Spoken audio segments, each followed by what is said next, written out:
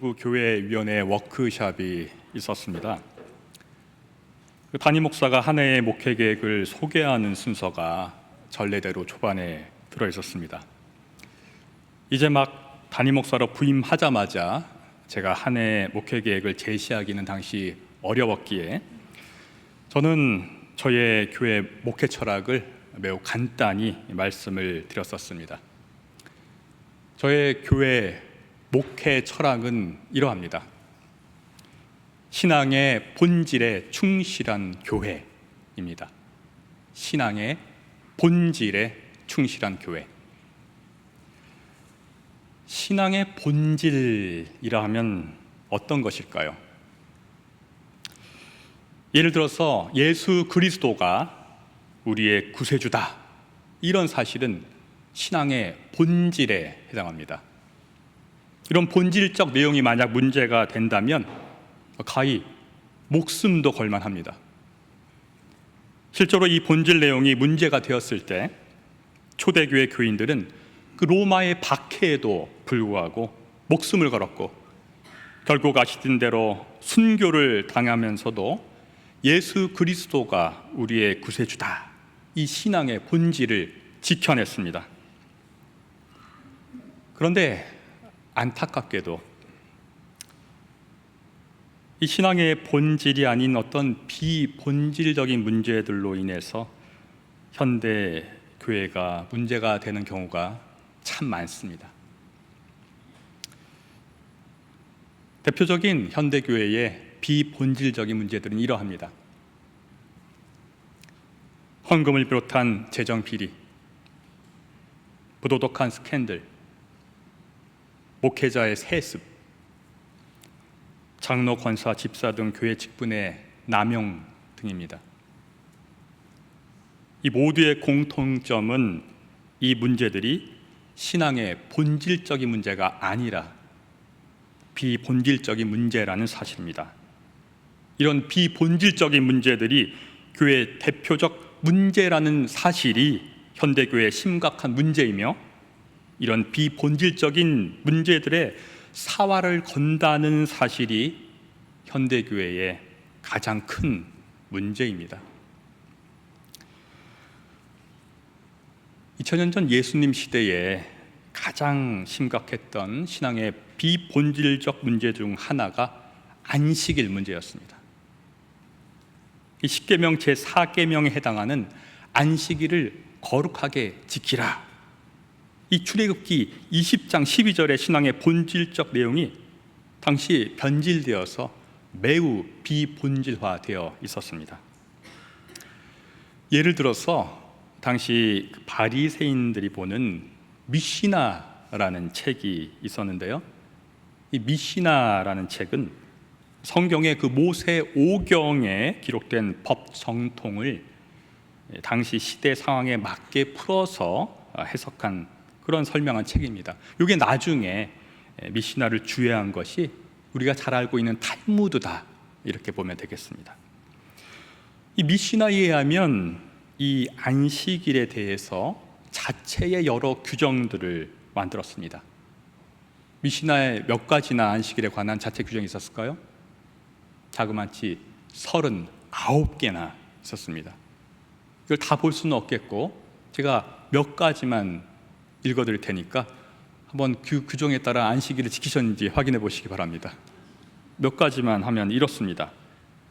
곡식 거두는 일, 빵 굽는 일, 매듭 짓는 일, 2글자 이상 쓰거나 지우는 일, 불을 끄거나 켜는 일, 물건을 한 곳에서 다른 곳으로 옮기는 일. 자, 이쯤 되니까 거의 대부분 안식일 규정 어기신 거네요. 좀 더 나아가서 이 바리새인들이 아니라 당시에 그 에세네파 이런 사람들은 이 바리새인보다 안식일 더 자체 규정으로 지켰습니다. 예를 들어서 안식일에는 500m 이상 움직여서는 안 됩니다. 오늘 교회에 이렇게 나오신 분들, 여기서 어떻게 저번 날 이렇게 주무시지 않은 이상 여기 나왔다는 자체적으로 안식일 규정 저 포함해서 다 어긴 것 같습니다.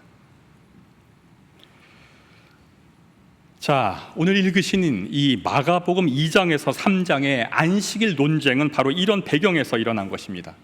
이런 비본질적 율법 자체 규정에 빠져 있는 바리새파 사람들이 예수님을 그 규정에 따라 고발하려고 안식일 규정을 어기는지 지키는지 이렇게 지켜보고 있는데도 예수께서는 아주 작정하시고 어찌 보면 그냥 의도적일 정도로 그들의 안식일 자체 규정에 어긋나는 일을 2장 3장에서 연속으로 하십니다.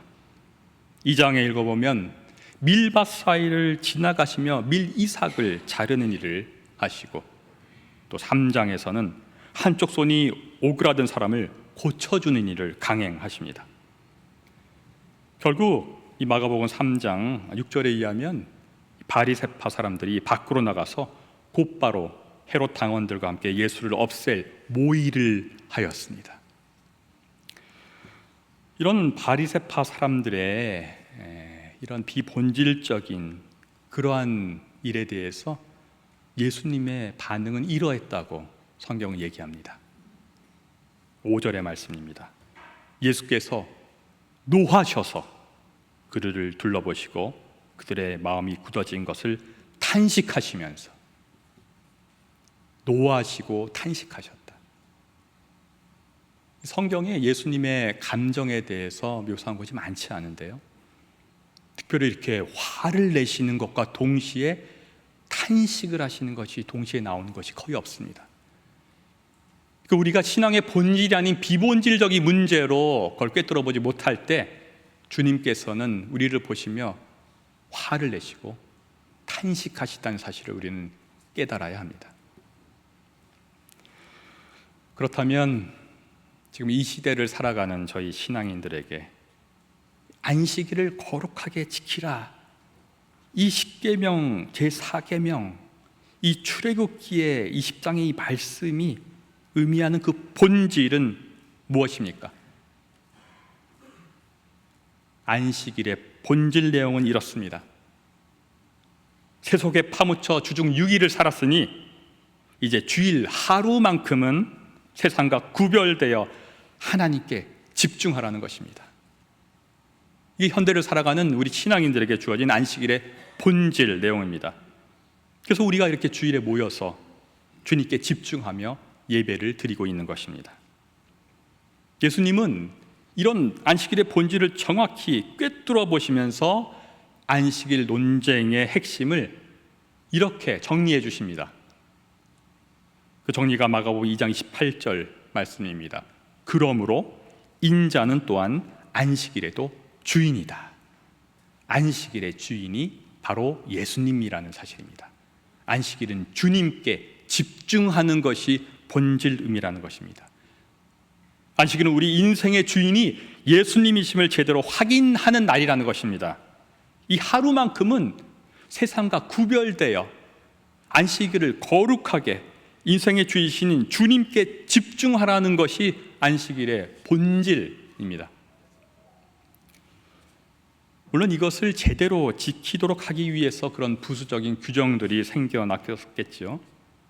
문제는 이런 비본질적인 내용들에 의해서 결국 본질적인 내용이 가리워졌다는 사실입니다. 이처럼 신앙의 비본질이 본질에 의해서 가리워진 이 상황에 대해서 예수님은 그 바리새인들에게 날카롭게 지적하며 이렇게 되묻습니다. 한번 들어보십시오. 4절의 예수님의 말씀입니다. 안식일에 선한 일을 하는 것이 옳으냐? 악한 일을 하는 것이 옳으냐? 목숨을 구하는 것이 옳으냐? 죽이는 것이 옳으냐? 한마디로 무슨 말씀입니까? 한때 유행했던 어느 영화의 명대사가 떠오르지 않습니까? 무엇이 중한디? 무엇이 중한디? 도대체 안식일이 그 본질이, 그 중심이 무엇인지를 아느냐는 말씀입니다. 무엇이 중합니까? 안식일의 주인이 주님이시라면 주님이 보시기에 선한 일을 하는 것이 옳다는 것입니다. 그렇지 않고 비본질적인 것에 가려져 있으면 그것은 악한 일을 하는 것이나 다름이 없다는 말씀입니다. 안식일의 주인이 예수님이고 거기에 집중하는 것이 안식일의 본질이라면 예수님이 하실 선한 일인 목숨을 구하는 것이 옳다는 것입니다. 그렇지 않고 비본질적인 게 쌓이면 죽이는 것이 될 수 있다는 예수님의 지적이십니다. 안식일의 본질은 안식일에도 주인 되신 주님께 집중하는 것임을 제발 깨닫고 부디 안식일에라도 주님이 원하시는 선한 일을 하는데 충실하라는 말씀입니다. 이런 신앙의 본질을 꿰뚫어 보며 살아가는 주님의 애타는 지적이십니다. 예수님을 구세주로 인정하지 않는 유대인들과는 달리 우리 기독교인들은 이처럼 애태우시는 예수님께 집중하며 주일에 예배를 드리는 사람들입니다. 이미 이러한 신앙의 본질을 꿰뚫고 있는 사람들입니다. 아시다시피 원래 유대 전통의 안식일은 지금으로 말하면 금요일 해질 때부터 토요일 해질 때까지입니다. 그런데 예수께서 안식 후 첫날인 일요일에 부활하셨기 때문에 예수 그리스도를 부활의 구주로 믿는 우리 기독교인들은 유대인과 달리 안식일의 주인이신 예수님께 집중하며 주님의 날 주일로 안식일을 일요일에 예배로 드리는 것입니다. 더 나아가서 기독교인들 중에서 우리 개신교인들은 신앙의 본질을 더욱 꿰뚫는 사람들입니다. 이 종교개혁 자체가 비본질에서 본질을 찾아낸 사건이었습니다. 율법의 행위가 아니라 믿음으로 구원을 얻는다는 복음의 본질을 성경에서 다시 찾아낸 사람이 16세기 마르틴 루터였습니다. 루터는 로마서 1장 17절 의인은 믿음으로 말미암아 살 것이다 라는 신앙의 본질을 다시 찾아내서 종교개혁을 일으켰던 사람입니다. 이러하기에 특별히 우리 개신교인들은 신앙의 본질을 결코 놓쳐서는 안 됩니다. 역사적으로도 태생적으로도 신앙의 본질을 꿰뚫는 사람이 우리 개신교인들이어 왔기 때문입니다. 그러므로 우리 개신교인들은 신앙의 본질을 꿰뚫어 볼 수 있는 영적 안목을 가져야 합니다. 영적 안목. 오늘 읽으신 사무엘상 3장을 보면 이 소년 사무엘을 부르시는 음성이 하나님께로부터 들립니다. 근데 그때 제사장 엘리가 그것이 하나님의 음성인지 2번이나 분별하지 못하고 있습니다. 사무엘상 3장 2절에 의하면 엘리 그는 이미 눈이 어두워서 잘 볼 수가 없었다 라고 나오는데, 이는 그가 노년에 이 육신의 시력만이 어두워진 것이 아니라 영적인 안목도 분명하지 못했던 상황임을 넌지시 알려주고 있습니다. 이 제사장 엘리는 3번째에서라 사무엘아 사무엘아 부르시던 그 음성이 하나님의 음성인 것을 깨닫게 됩니다. 그때서야 영적 안목이 열린 것입니다. 이를 8절에서 그제야 엘리는 주님께서 그 소년을 부르신다는 것을 깨닫고 영적 안목이 열려서 깨달은 것입니다. 제사장도 이러했으니 우리가 영적 안목을 제대로 가지는 것은 무척 어렵습니다. 신앙의 본질을 꿰뚫어 본다는 것은 이 세속을 살아가는 신앙인에게도 결코 쉬운 일이 아닙니다. 그래서 현대의 많은 교회가 비본질적인 그런 문제로 어려움을 겪고 있다는 사실이 이해가 되기도 합니다.